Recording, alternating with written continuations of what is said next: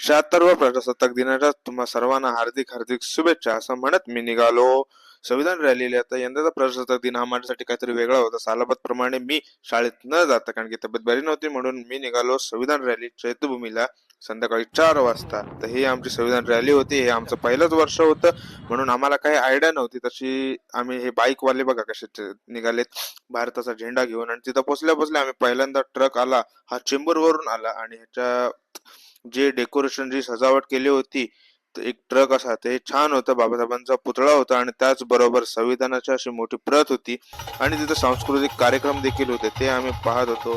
त्यापैकी हा एक नमुना असा.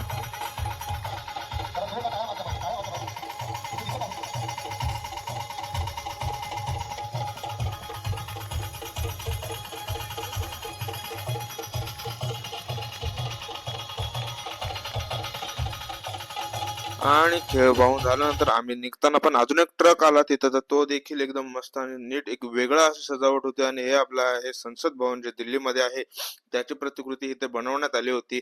आणि संविधानाचं जे पहिलं प्रत आहे प्रस्ताविका, ती देखील इथे बनवण्यात आली होती मोठी अशी प्रिंट करून.